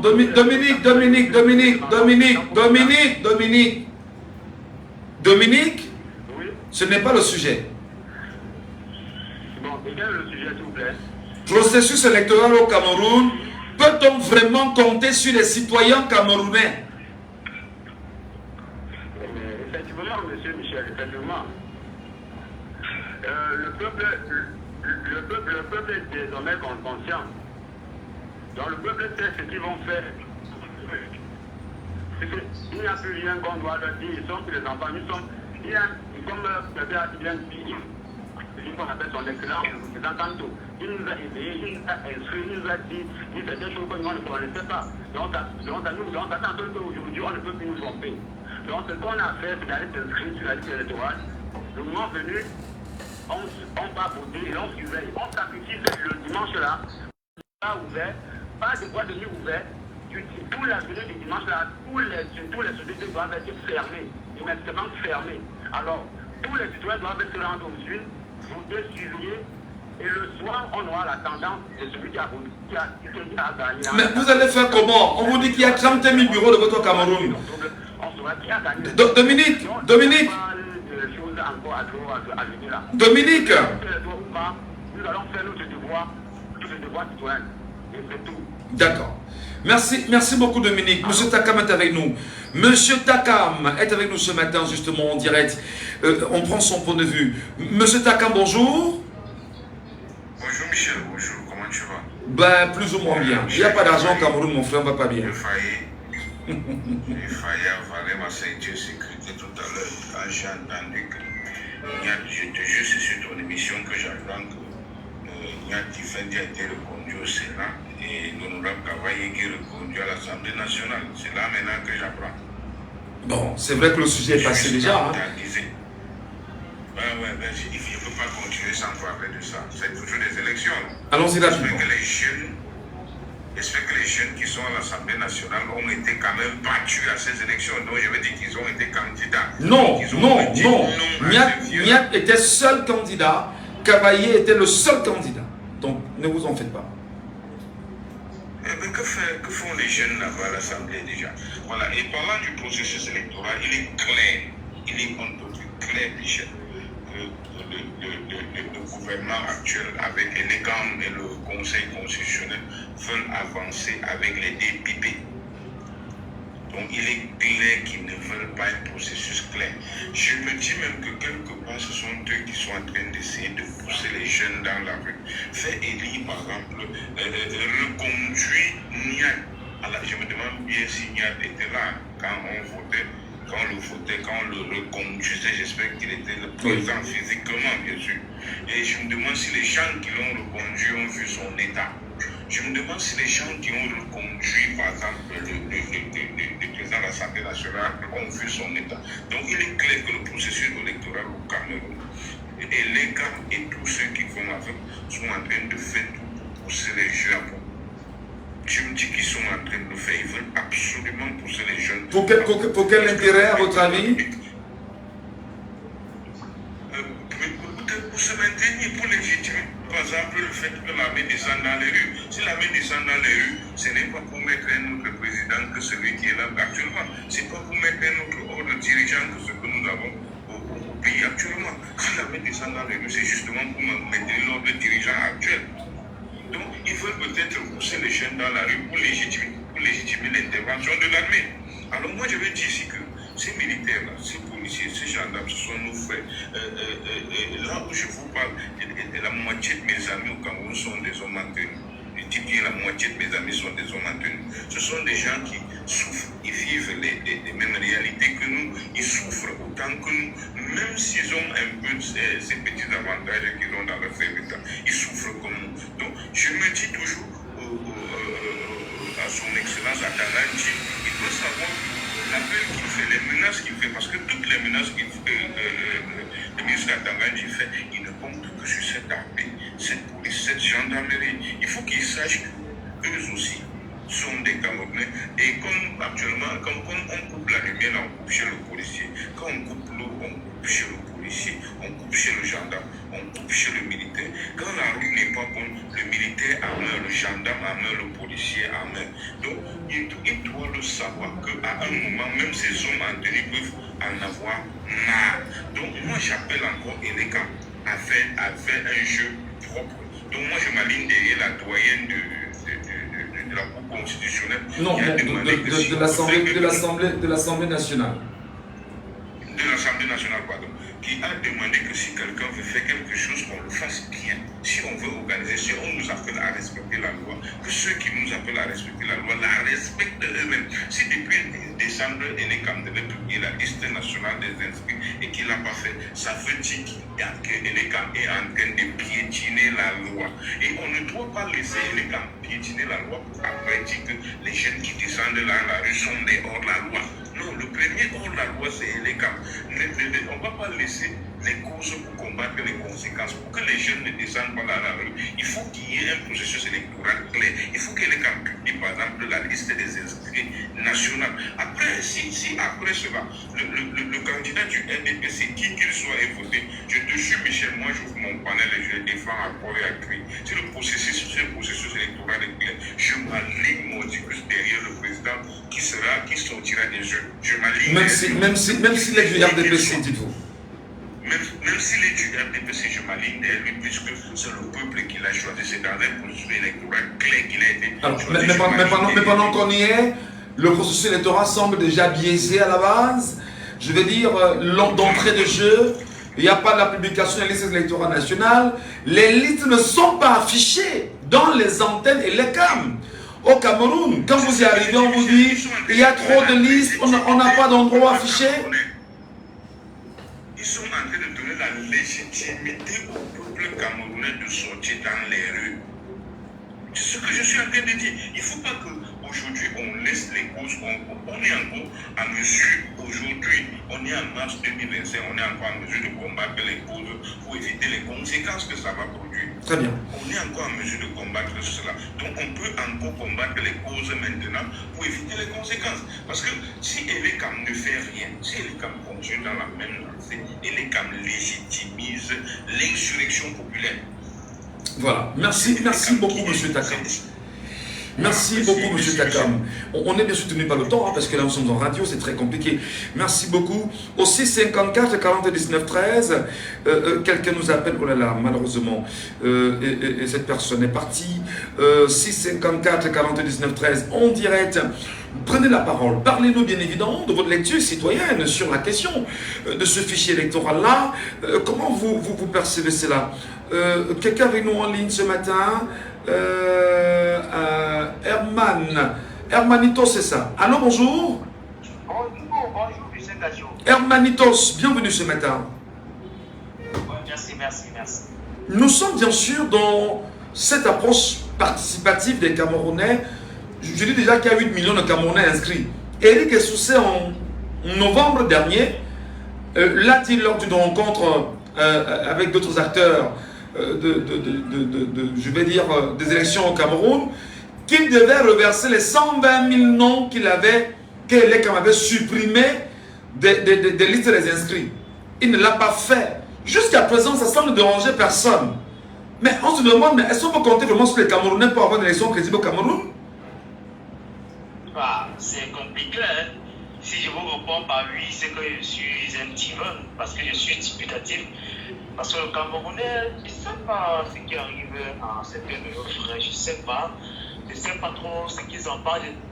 J'ai l'impression qu'à force de souffrir, le Camerounais se plaint dans la souffrance. Comme on dit souvent qu'à force de taper un enfant, il finit par être insensible à la chicotte.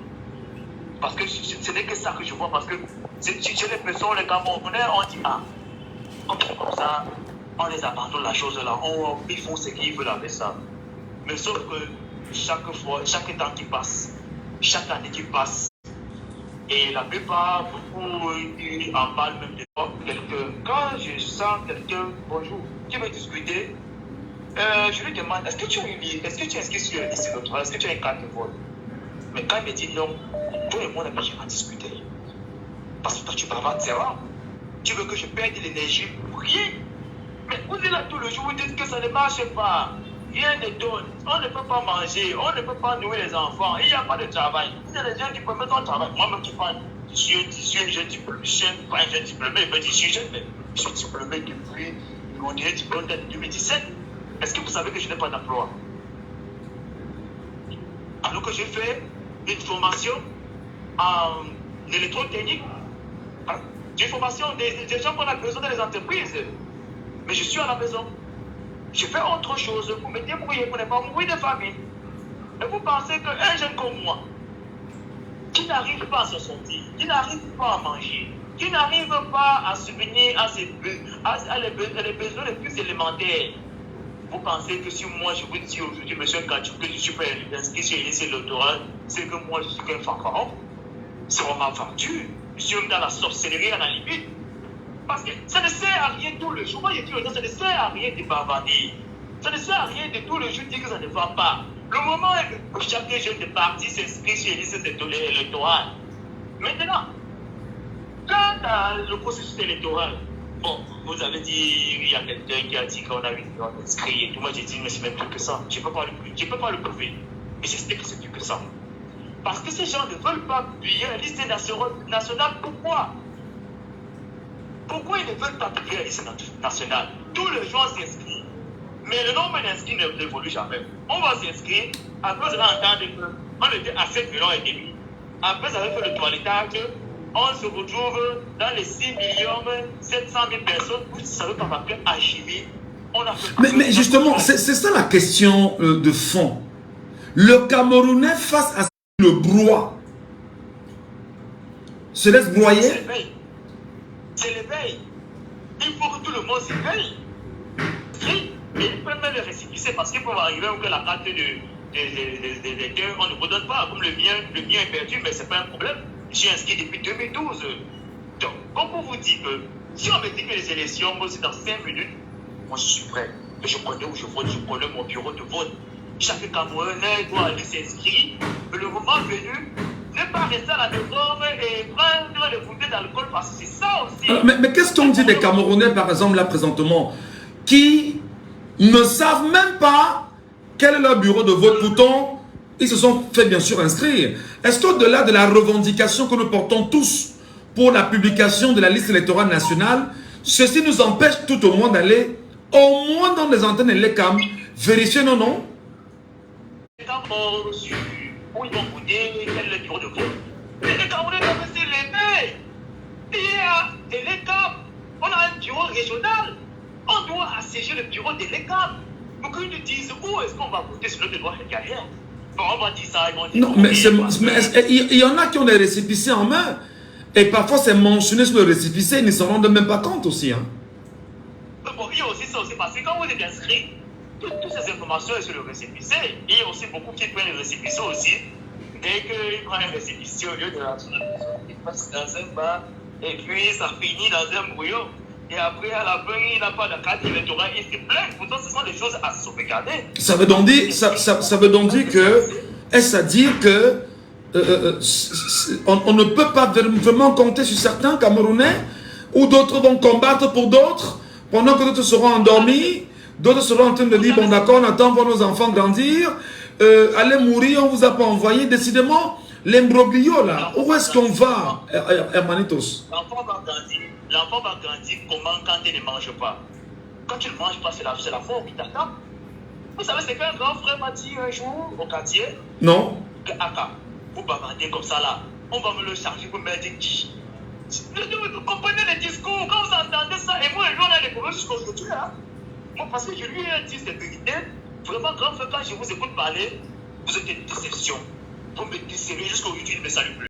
Mais qui va le remplacer? Donc, si aujourd'hui là, le président Paul Biya décède, le Cameroun même, on n'aura plus jamais de président. Voilà, Hermanitos. La couleur du riz va changer, ça va devenir rouge. Merci.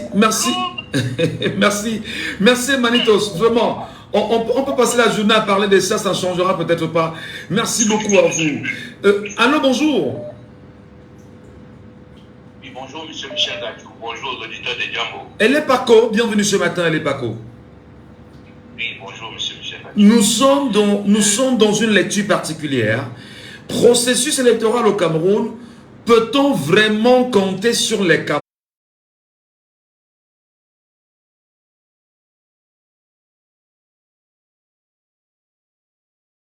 Vous avez dit, mais vous avez constaté que les journalistes ne faisaient rien et que vous avez pris les devants. C'est bien la preuve que les Camerounais se sont soulevés. Vous êtes un exemple du soulèvement des Camerounais. Version information, parce que vous êtes un journaliste. Mais nous autres, nous allons prendre le relais, étape par étape. Tout ce qu'est en train de faire les Kanda, ils sont en train de montrer tout simplement l'incompétence de leur incompétence. C'est tout. Donc demain, ils ne viendront pas, ils ne vont pas sortir à l'arrivée à la gare pour dire que, pour essayer de siffler l'arrivée du train. On va leur dire non, on vous a donné le temps de manager le train. Vous avez dit que vous ne pouvez pas. Donc vous n'êtes pas compétent. C'est le peuple qui reprend sa souveraineté. Oui, mais justement, attendez les Paco. Très souvent dans nos débats avec des compatriotes, ils vous posent la question, mais vous parlez même de quel peuple? Le peuple qui est dans les bars, le peuple qui ne s'intéresse à rien, qui parle football, le peuple qui est dans des gargotes et qui ne fait que des choses qui sont alambiquées. Ben, est-ce que cette interrogation aussi n'a pas sa place? Mais de quel peuple parlons-nous concrètement, monsieur Lepaco? Non, cette interrogation a sa place, monsieur Ngachou, mais seulement il ne faut pas être défaitiste. La notion de leadership. D'accord. Vraiment, cette question a sa place. Regardez très bien une locomotive. Vous avez 100 wagons, mais c'est une seule locomotive. Qu'est-ce que j'ai dit? Prenez l'exemple du train. Vous avez 100 wagons, mais c'est une locomotive qui tire les 100 wagons. Donc il ne faut pas vraiment faire croire aux Camerounais qu'il faudrait que tous les Camerounais soient debout. Spirituellement, oui, les wagons doivent être prêts. Mais il y a ce qu'on appelle le leadership. Vous aujourd'hui, vous êtes au Cameroun l'un des journalistes les plus réputés. Pas parce que vous êtes dans la plus grosse chaîne et tout, non, c'est parce que vous êtes mis dans le train de l'indépendance du Cameroun. Et j'ai dit aux gens, ne soyez pas défaitistes. Ce que fait Elé Kamla, c'est à notre avantage. Vous savez pourquoi, M. Ngachou? Non. Parce que depuis la nuit des temps, au Cameroun, le RDPC, l'UNC, ils jouent au qui paie gagne. À chaque fois qu'ils ont perdu les élections et ils ont déclaré qu'ils ont gagné. Mais cette année, ils vont jouer au qui gagne perd. C'est le peuple cette année qui a la victoire. Et je vous dis, ne vous inquiétez pas avec cette histoire de liste. Je vous avais déjà dit ici, de ne pas vous inquiéter avec les histoires des inscriptions, des récépissés, des cartes d'électeurs. Ces gens-là, dans leur incapacité chronique, dans leur fainéantise légendaire, ne peuvent pas nous offrir une carte d'identité, ils ne peuvent pas nous offrir un acte de naissance, ils ne peuvent pas nous offrir une carte d'électeur. Donc ne nous faisons pas d'illusions. On va outrepasser ça par le peuple, le nombre. Ce jour-là, dans votre quartier, dans votre secteur, tout le monde vous connaît. Si vous avez plus de 20 ans, vous venez voter. C'est aussi simple que ça. Ça, c'est la première chose. Deuxièmement, pour la liste, qui ne se font pas d'illusions, nous sommes en train de mettre en place une stratégie. Le nombre de votants dans chaque bureau, ce sera ceux qu'on a vu entrer et ils seront tous filmés et identifiés. Il n'y aura pas de charters. Il n'y aura pas de gens qui viennent d'ailleurs pour venir voter. Il n'y aura pas de gens qui viennent dans les quartiers, on ne les a jamais vus pour voter. Ça n'existera pas. Je vous dis, cette année, c'est une année cruciale pour notre pays. Donc, je dis à tous ceux qui s'inquiètent, ne vous inquiétez pas. Donc, alors oh là là, le réseau nous fait des scènes avec les Paco. Ce qu'il a dit, et on espère que les Camerounais l'ont bien suivi ce matin. Est-ce qu'il est avec nous, malheureusement? Allô? Oui, allô? Allez-y, nous vous écoutons. Oui, non. Oui, je disais, M. Michel Ngachou, que le travail du MSC et du président Maurice Kamto a cette faculté, cette force. Toutes ces structures néocoloniales n'existent plus. Ils n'arrivent plus à piloter cet avion perdu. Reprenez les choses à main. On l'a déjà démontré avec les inscriptions sur les listes. On a vu qu'ils ne peuvent pas, ils n'ont pas le matériel, ils n'ont rien. Ils n'avaient même pas l'intention d'inscrire les gens. Donc ça, c'est dépassé. Maintenant, pour la liste électorale, on va encore démontrer qu'ils sont incapables de l'afficher. Et le jour des élections, on va leur démontrer que c'est le peuple. Je vous dis, M. Michel Ngachou, celui qui vote et il rentre chez lui ce jour-là, il aura des gros problèmes. Voilà. Vous votez, vous restez là. S'il y a 120, s'il y a 140, s'il y a 200 qui ont voté, les 200 seront là. Personne ne viendra nous sortir des chiffres qui sont alambiqués. Alors là, quand même, ce que vous dites est assez pertinent. C'est-à-dire que vous arrivez le matin voter et vous ne rentrez pas. Vous vous amassez autour, bien évidemment, de l'établissement. Et ça dit que vous allez vous comptabiliser vous-même en disant nous étions 20, 100, 200, 300. Ça va passer? C'est facile de faire ça? Mais monsieur Michel Ngachou, vous aimez souvent faire, je vous vois souvent dans vos lives faire les calculs. C'est intéressant. Si vous prenez 365 jours fois 10 ans, ça fait 3655 jours. Ça fait 3650 jours. 3650 jours. Voilà, 3650 jours. Oui. Si on demande à un Camerounais de prendre un seul jour de ces 3650 jours pour ancrer son indépendance, ce n'est pas trop lui demander. Du tout. Ce n'est pas très grand chose, M. Michel Ngachou. Le jour-là, chacun vient avec ses sandwichs, on prépare, nos femmes vont préparer les nourritures, on va tout préparer. Je vous dis, quelqu'un qui vient d'ailleurs pour venir voter dans notre quartier, il sera brûlé vif. Oh, non. Non. Qui est au Cameroun tous les jours. Donc que ces gens-là qui viennent faire des fraudes sachent que ce sont des actes hautement criminels. Voilà. Et que c'est très dangereux de venir organiser des fraudes. Si vous C'est-à-dire que bulletin de vote, allez voter, vous restez chez vous. Si on vous amène dans notre quartier, n'y allez pas. Parce que les gens de ce quartier-là, ils vont voter, ils vont rester devant les bureaux de vote. Et à la fin du vote, on va compter les votes. On ne va pas dire qu'il y a eu 300 votants alors qu'il n'y a que 100 personnes qui sont entrées dans le bureau de vote. C'est impossible. Alors, mais justement, pour finir avec ce que vous dites là, il y a quand même 3000 bureaux de vote étalés par Elections Cameroun aujourd'hui. On fera comment? Mais 3000, je vous dis, je reviens encore à ce que vous devez faire, les calculs. Donc si je prends 30 millions d'habitants divisé par 3000 bureaux de vote. C'est trop, c'est chaud. Hein? Ça veut dire qu'il y a, voilà, ça veut dire qu'il y a 300 000, ça veut dire 300 000 Camerounais par bureau de vote. Donc c'est vraiment, je vous dis, ne vous inquiétez pas, ils ne peuvent pas nous avoir cette fois-ci. Nous allons leur opposer la loi du nombre. Et pas n'importe quel nombre, un nombre qui est organisé, parce que la plupart du temps, ils nous ont souvent pris à défaut et tout ça, etc. Cette fois-ci, on va les prendre par la gorge. Très bien. Merci. Ce qu'ils vont tenter, quelles qu'en soient les tricheries qu'ils vont tenter, ils vont trouver une réponse terrible en face. Voilà. Ils n'ont pas le choix. Il dit cette année, le RDPC joue à qui gagne perd. Merci beaucoup, Elepaco. Ils ont assez joué à qui perd gagne. Nous, cette année, c'est qui gagne perd. Merci beaucoup, Elepaco, pour votre contribution au débat ce matin. Olivier Foipon est avec nous. Allô, bonjour. Allô? Oui, monsieur Michel, bonjour. Ouvrez la voix, je vous en prie. Parlez à haute voix. Olivier, bonjour. Allô? Bonjour, monsieur Michel. Bonjour, monsieur Michel. Est-ce qu'on vous écoute là? Est-ce qu'on l'écoute bien? Je pense que non. Oui, je vous écoute très bien. Voilà, c'est mieux maintenant. Olivier, justement, sur la question du processus électoral au Cameroun, on est en ce moment dans des débats qui sont autour du non-respect de l'article 80 du Code électoral. Ça fait que le directeur général de l'élection du Cameroun a choisi délibérément inscrit et bien évidemment de ne pas respecter la loi au Cameroun, c'est la loi du Code électoral. Pendant qu'on y est, le Camerounais va-t-il se comporter comment pour que ce processus électoral soit respecté de bout en bout? Est-ce qu'on peut compter sur les citoyens camerounais, M. Foipon?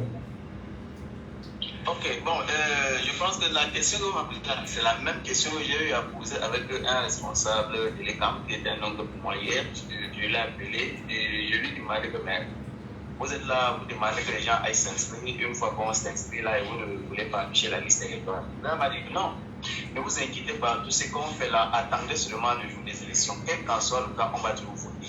Et ce qu'il m'a dit, c'est que, et je me fais comprendre que le jour où vous allez partir, le jour des élections même, une fois que vous votez, vous partez chez vous, ces gens-là vont courir dessus. Que si vous votez, vous restez là, on va dépouiller devant vous. Ils n'auront aucune chance de tricher. Voilà ce qu'il m'a dit, un responsable là. Donc ça veut dire qu'il faut faire exactement ce que vient de dire M. Elepaco. On regarde, attendez, on regarde 30 000 bureaux de vote. Et entre Camerounais, on dit nous sommes 30 millions de Camerounais. On sera donc 30 millions de Camerounais scindés par bureau de vote au Cameroun. Tout le monde doit y être en assaut. C'est ça? Mais attends, mais c'est pas que je pense qu'il a presque touché. Vous voulez que le dise. Il dit que le petit m'a dit que quelqu'un, mais qu'ils affichent ou pas le jour des élections, allez voter, ils ne rentrent pas. Si vous avez un résident qui sort dans un bureau de vote peut-être B, contentez-vous de ça, sachant que dans... Aïe aïe aïe. Oh aïe aïe aïe aïe aïe aïe. Eric, Olivier. Oh, le réseau nous fait des scènes, ça nous agace, ça nous dérange. Oh là là. Allô? Pas chez vous. Oui, monsieur Michel. Votez, ne rentrez pas chez vous. Est-ce que c'est le mot d'ordre qu'il faut renvoyer aux Camerounais qui nous écoutent ce matin en leur disant il ne reste plus que 7 mois? Est-ce qu'on peut chaque jour chanter cela? Votez et ne rentrez pas chez vous. Monsieur Michel, je ne sais pas si vous avez déjà eu à participer à une élection active sur les municipales. Vous voyez comment les gars sont engagés, c'est-à-dire qu'ils sont... Quand ils finissent de les suivre devant la foule. Maintenant, une fois qu'on a pu le faire de débrouiller les votes, tout le monde a pu débrouiller ensemble. Alors, pourquoi ne pas faire la même chose dans tous les bureaux de vote? Si peut-être on prend un seul jour comme ça pour s'habituer cette journée, dit que ici, on va prendre notre indépendance de ces colons-là qui viennent piller nos caisses et partir avec. Donc, si tout le monde est là le jour du vote, on vote, on reste assis là. Et le moment venu, on entre avec notre téléphone parce que ce qui est sûr, ils vont toujours vouloir t'inviter à voler. Ce qui est sur le téléphone, tout le monde peut pas décharger au même moment.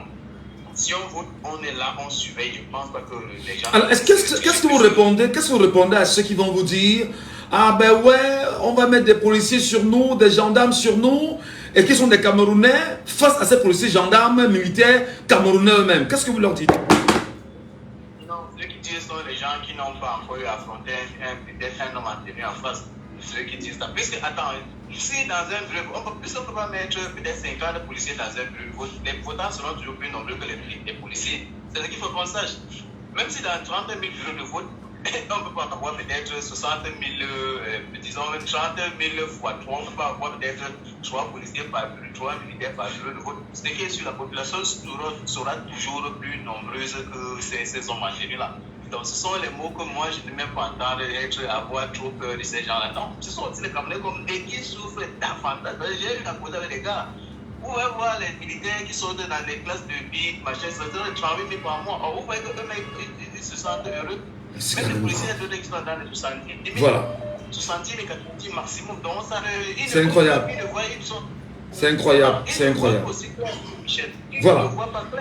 Merci beaucoup Olivier. Olivier, on va au pas de course parce que le temps tient par la gorge. On va prendre d'autres auditeurs qui vont intervenir sur le sujet. Passez une bonne journée. Mamadou, bonjour. Bonjour.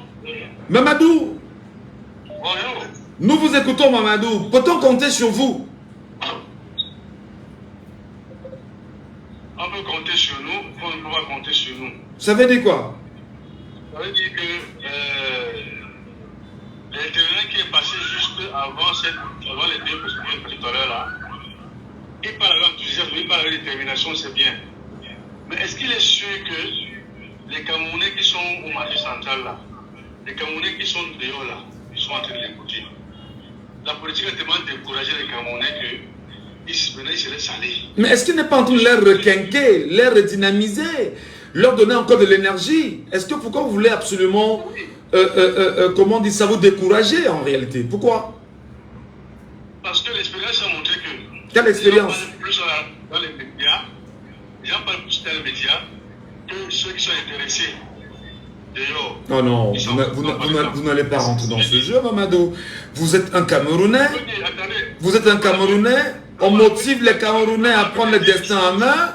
Et vous parlez d'expérience qui a démontré qu'on parle plus que lui. Bon, peut-être d'aucuns parlaient hier. Et ne réagissez pas, mais faites attention quand même. Je vous dis, ça allait, je dis la vérité. Je me rappelle que Tawala a dit une seule chose. À l'époque, se battre pour les gens qui ne prennent pas conscience de leur qu'on se bat pour eux, ça décourage. Je vous dis ceci, nous sommes les gens qui marchons, nous sommes dehors. Je vous assure que plein de Camerounais s'en foutent aujourd'hui. Et sur le genre, on ne sait pas où ça va aller, que ça fasse ce que ça va faire. Tout le monde le changement, mais il y a beaucoup qui ne sont pas déterminés. Normalement, c'est normal que les gens aillent dans les bureaux de vote, contrôler leur vote et tout. Et vous allez voir que peu sont ceux qui vont aller. Les gens vont aller s'asseoir dans leur bar, ils vont s'asseoir dans leur boutique. Mais est-ce qu'on n'est pas dans la logique où on est en train de dire aux Camerounais, ce sera sacrificiel pour ce dimanche-là de ne rien faire d'autre que de se concentrer sur son vote? Moi, je prends un cas simple. Peut-être pour sortir par là. Ben écoutez, je le dis quand même, simplement. Vous votez. Vous ne rentrez pas chez vous, premièrement. Vous votez, vous ne rentrez pas chez vous, premièrement. C'est la première des choses. C'est-à-dire,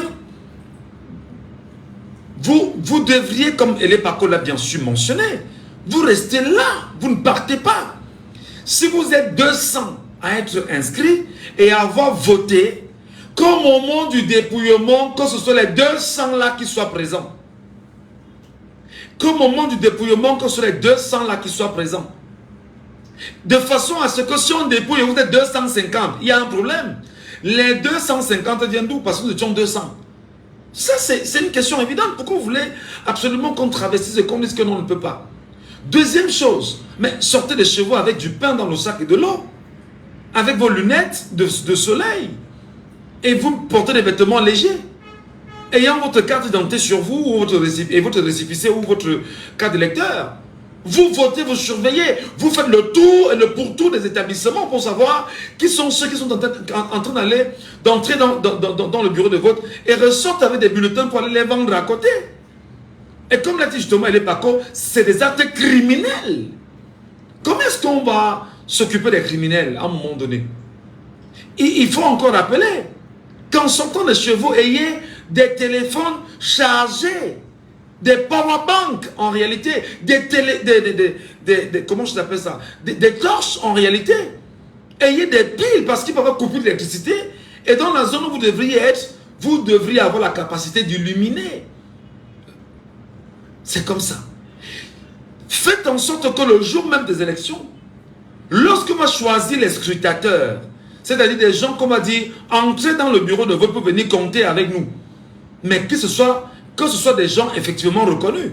Lorsqu'on parlera également des représentants des partis politiques dans les bureaux de vote, c'est maintenant qu'il faut commencer à y travailler. Et de façon puissante. On n'a plus que 7 mois devant nous. Et nous parlons absolument d'une liberté du Cameroun, d'une indépendance du Cameroun qu'il faut arracher. Je dis bien arracher. Après 108 ans d'esclavage quand même, les amis. On ne peut pas continuer comme ça. Si on n'a pas la capacité de dire, il s'agit d'un destin commun. Pas le destin d'un individu, le destin commun de tout un peuple. On se lève tous comme un homme pour aller arracher ce qu'on nous a confisqué depuis 1884 au Cameroun. C'est important qu'on se le dise, les amis. L'émission, c'est laissons parler les gens. Et si je prends 2 minutes pour la fin de l'émission, aussi pour laisser un tout petit peu cela, c'est vous dire, il ne s'agit pas de l'affaire d'un Camerounais. Il ne s'agit pas de l'affaire de Michel Ngachou. Il s'agit de l'affaire de tous les Camerounais, 30 ou 40 millions que nous sommes, dans tout le Cameroun. C'est pourquoi on vous dit, sortez et allez vous inscrire massivement sur les listes électorales. Ne donnez plus l'occasion aux gens de dormir. Checkez Elekam. Et comme Elekam se cache aujourd'hui, allez dans les antennes communales directement. Ici à Douala 5e, j'y étais encore la semaine dernière. Et je me suis rendu compte qu'à Douala 5e, ils n'affichent pas les listes là-bas. Vous arrivez, c'est une dame qui vous appelle en interne et lui dit, bon d'accord, venez vérifier ici. Est-ce que c'est ce que la loi dit? Non. On parle d'affichage. On n'a pas dit contrôle avec une dame qui viendra vous dire, regardez ici parce que non, on n'a pas d'espace. Créez l'espace pour les Camerounais.